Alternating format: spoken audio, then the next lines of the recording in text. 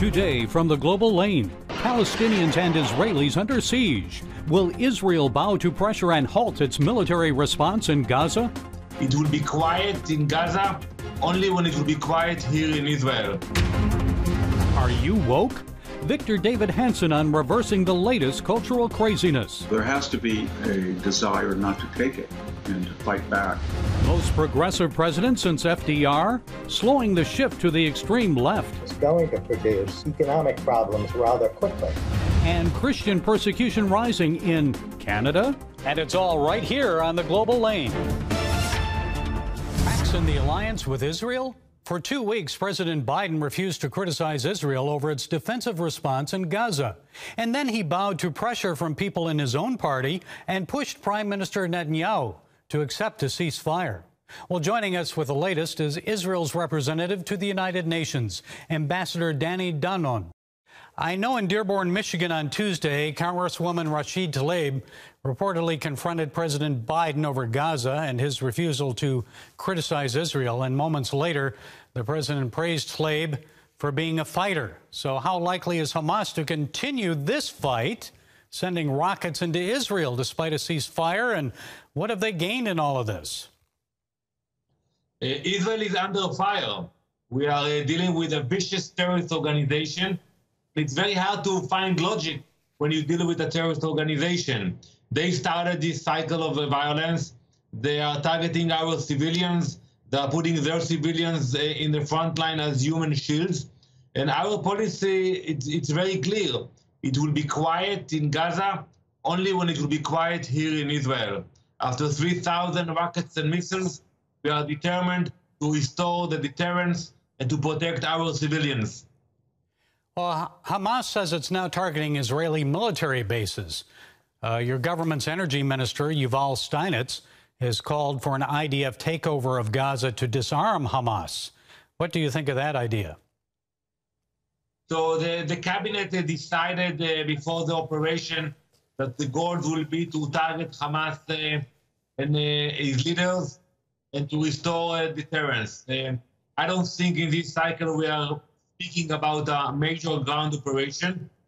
Maybe eventually we will have to do it. We will have to clean up the vicious terrorist organization and the leaders, because it's not only us suffering from Hamas, also the people of Gaza. They suffer much more than anyone else.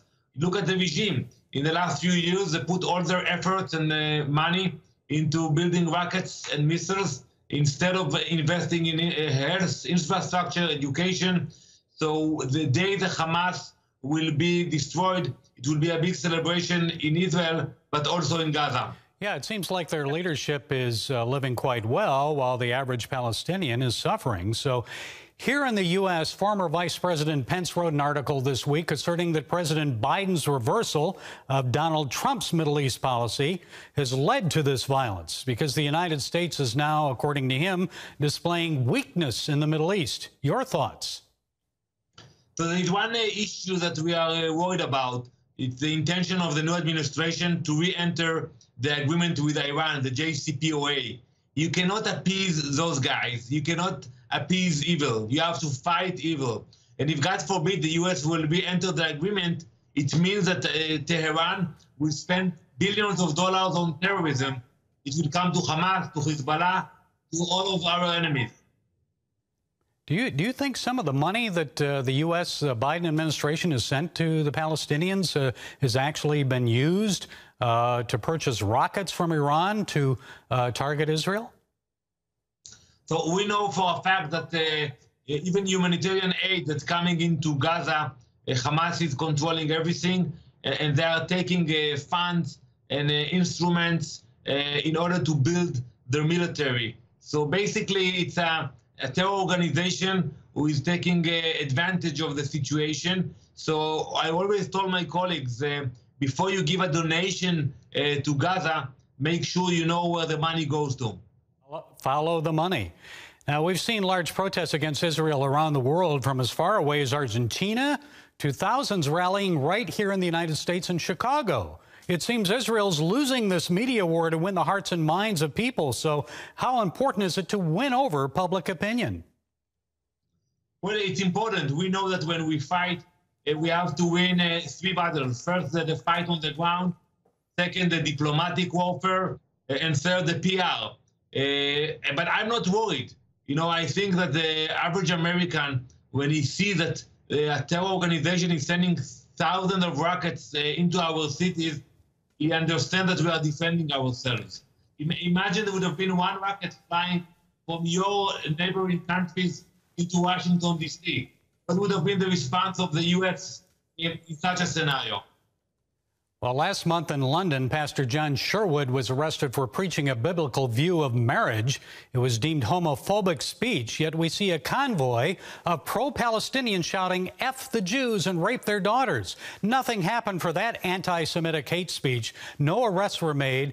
It seems we see a lot of this when Israel takes defensive action against Hamas. So how concerned are you about rising anti-Semitism in Europe and right here in the United States? I am very concerned about that. We have seen anti-Semitic attacks all around the world. Even in Los Angeles, where we saw innocent Jews being attacked only because they were identified as Jews. We call the governments to take strong actions against those radicals and to put them in jail. We shouldn't sit idly by when you see those kinds of attacks. Okay, Israel's representative to the UN, Ambassador Danny Danon, thank you for sharing your time and insights. We appreciate you. Thank you very much. Daddy? Yeah, buddy? How many nickels are in a dollar? There are 20 nickels in a dollar. How do birds fly?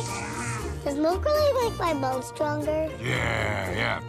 Daddy, when we die, will we go to heaven? Do you have the answer to life's biggest question? Call the 700 Club. We'll help you find answers to the important questions life brings your way.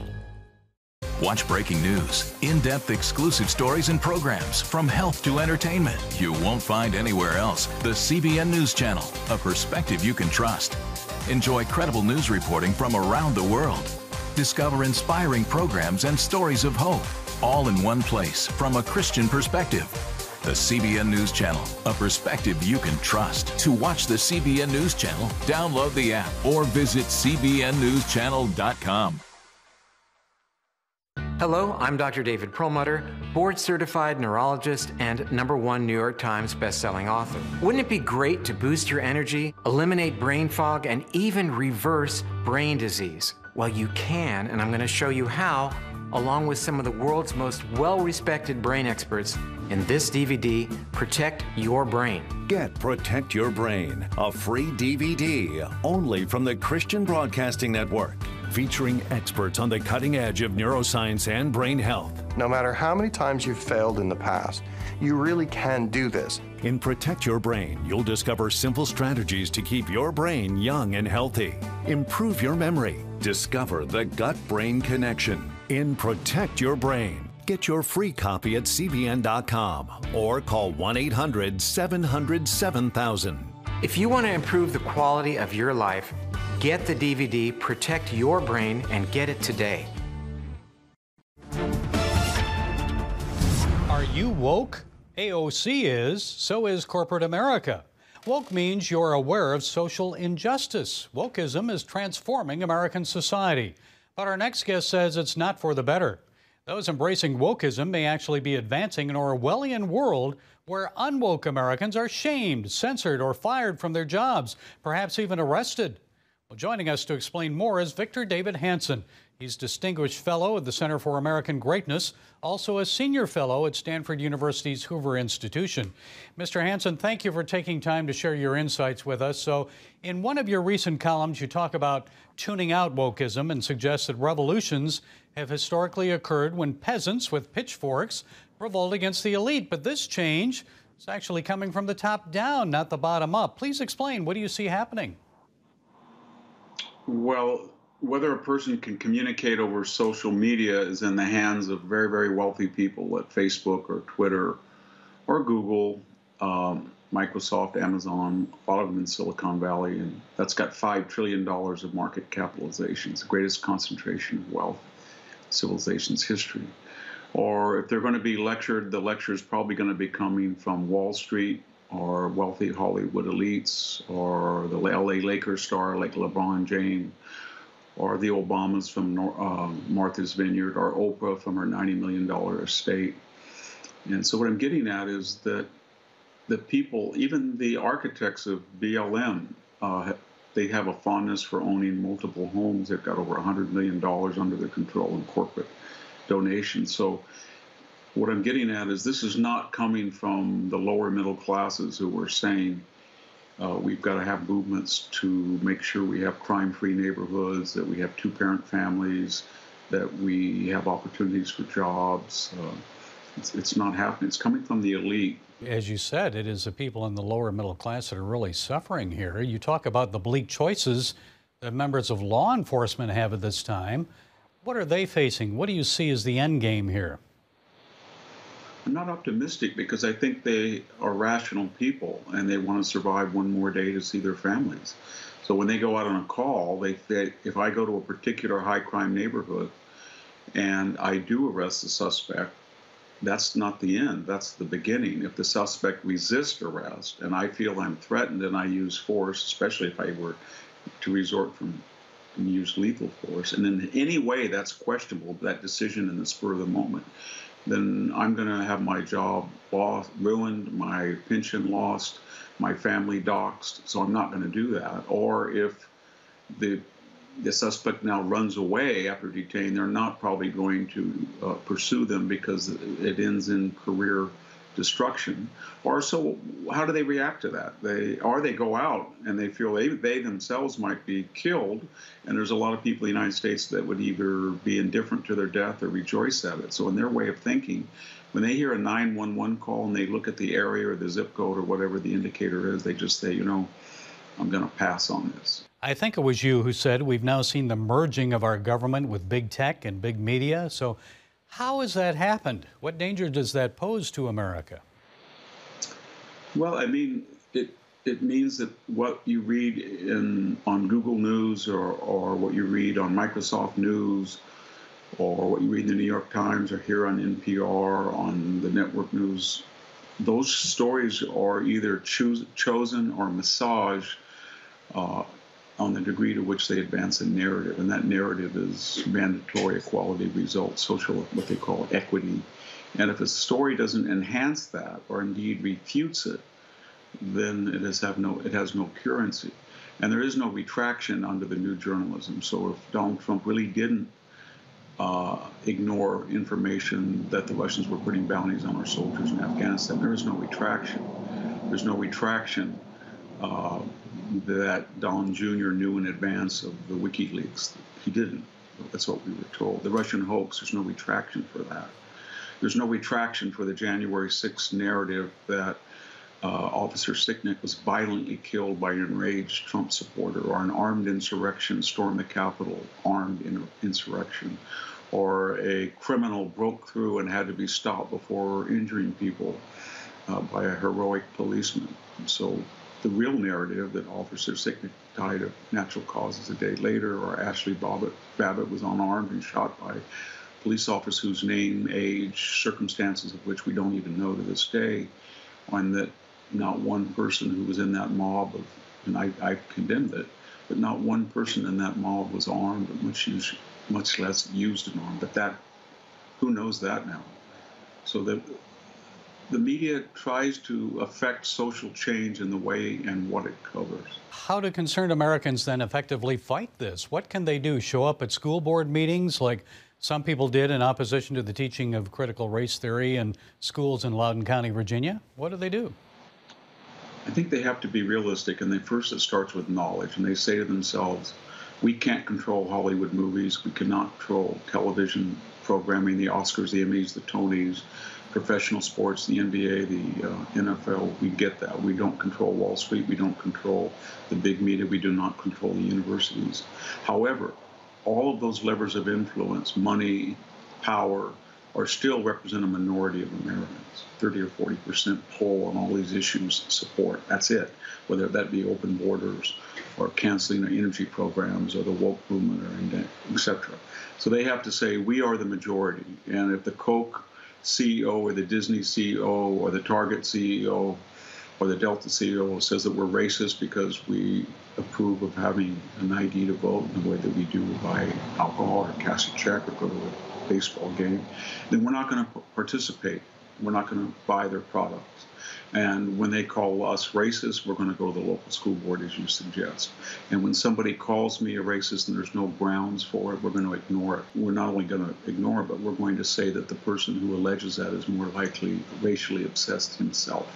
So there has to be individually, according to each person's station, a desire not to take it and to fight back. The majority of Americans of all different creeds and religions, ethnic backgrounds, don't approve of a McCarthyite America. They just don't.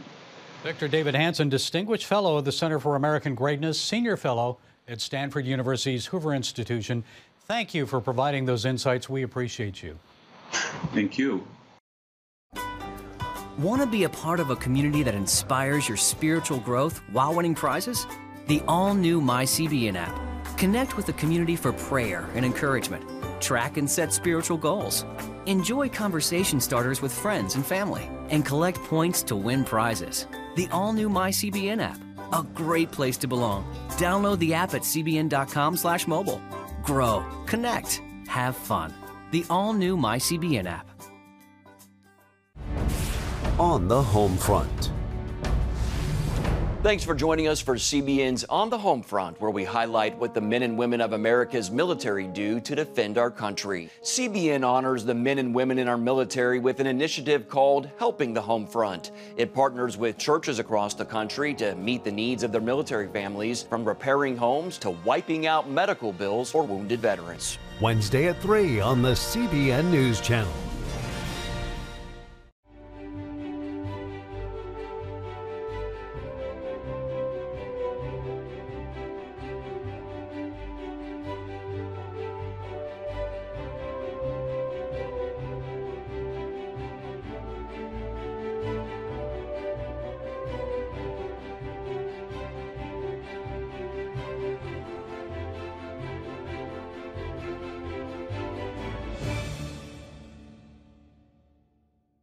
Too often, we carry baggage from our past. You know what it's like.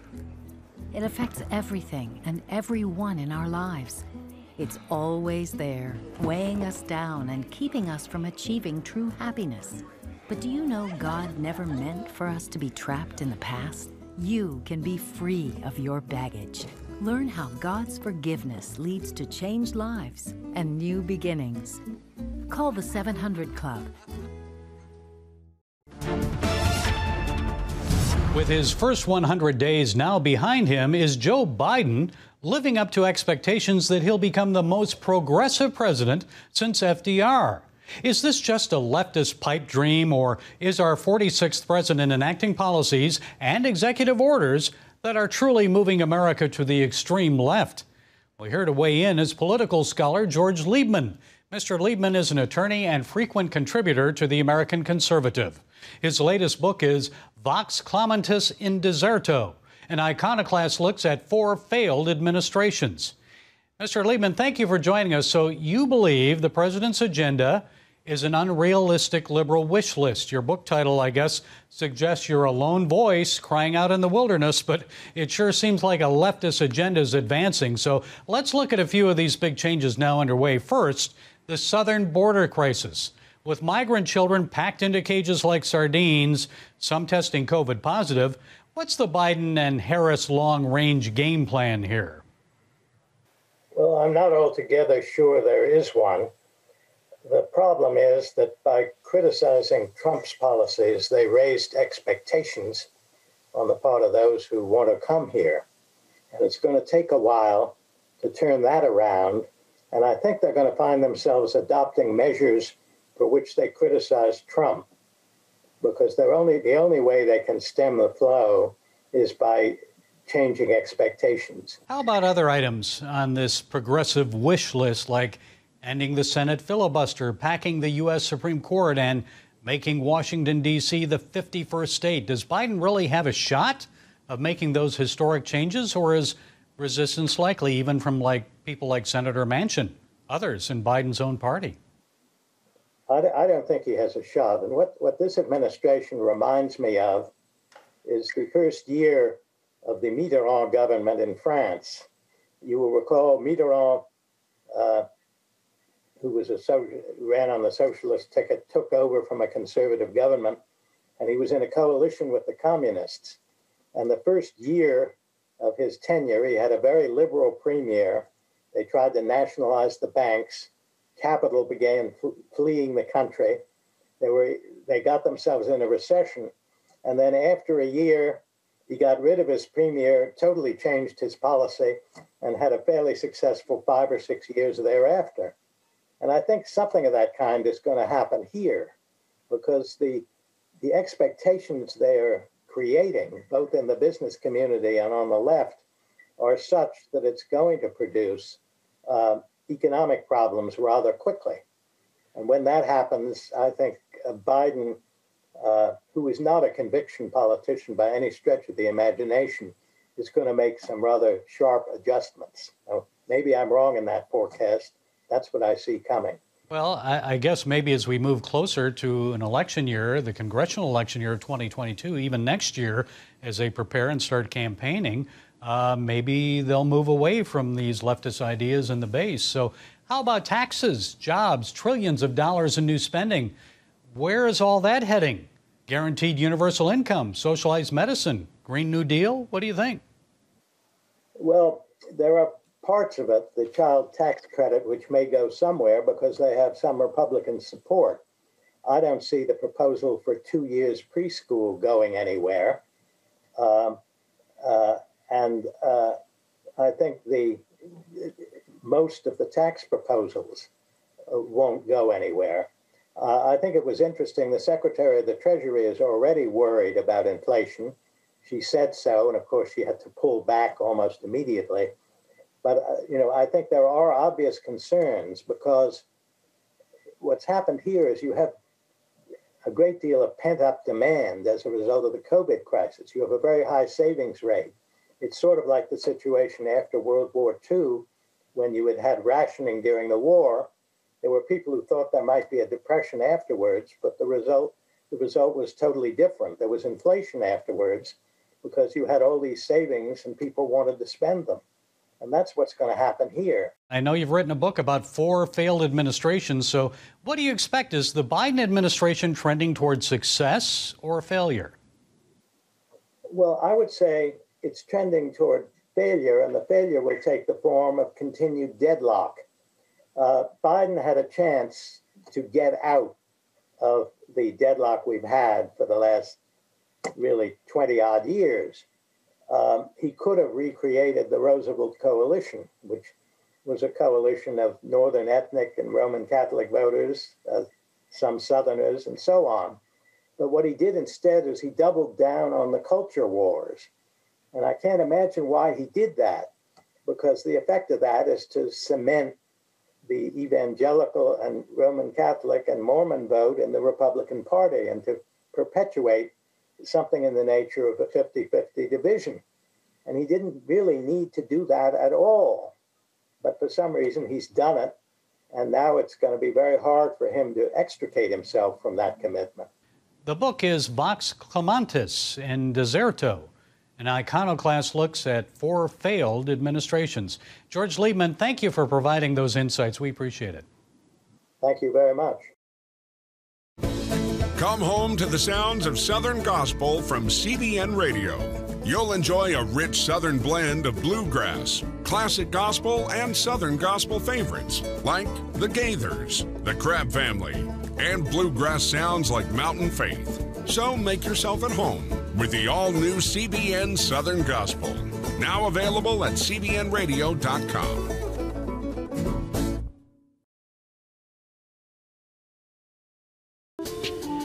It's about the competition. I kind of put that pressure on myself, and I think people had expectations. It's about overcoming. We use this phrase all the time, keep chopping, keep practicing hard. It's about going the distance. I think as a father, it's my job, to lead, just be the best husband and father I can be. Watch Going the Distance with Sean Brown Saturday night at 7:30 on the CBN News Channel. Life. It's meant to be lived fully. Jesus said it. I came to give you life. Life to the fullest. Life in your family. Life in your finances. Life in your body, mind, and spirit. Life in your everyday.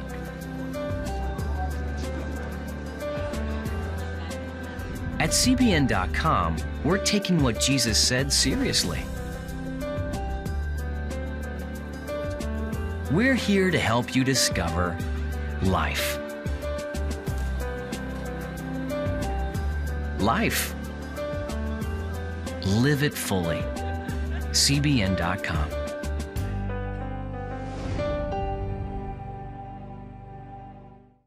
Churches shut down and pastors arrested. A wave of Christian persecution is underway, only this time it's not in China, but Canada. Yes, America's northern neighbor. It's happening mostly in Alberta and Ontario, all in the name of public safety and health. It's enough to make les Québécois shout, Mon Dieu. On May 14th, police interrupted praise and worship at the Mennonite Church of God in Elmer, Ontario. Congregants sang On Christ the Rock I Stand.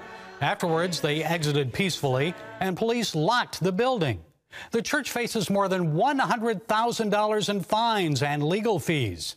And in Calgary, freed on bond this week, Pastor Artur Pawlowski of Fortress Adullam Church says police mistreated him during his recent arrest and jailing. He insists that he became a political prisoner because he dared to challenge political corruption. He warns others, quote, "They're going to come after you. It's just a matter of time." Also in Calgary, Rebel News captured weeping family members on camera just moments before police arrested Pastor Tim Stevens of Fairview Baptist Church. They said his worship service did not comply with public COVID-19 health orders, including masking, physical distancing, and attendance limits. The mild-mannered pastor responded. The government has obviously turned up the heat on churches, trying to discourage them from gathering together. I think they don't understand that Christians are committed to follow the Lord Jesus Christ, regardless of the consequences. Yes, folks, Christians suffer consequences for following their religious convictions. And I'm not here to encourage you to obey or defy government restrictions on church worship. Each church must decide how to respond after much prayer and seeking of God's will.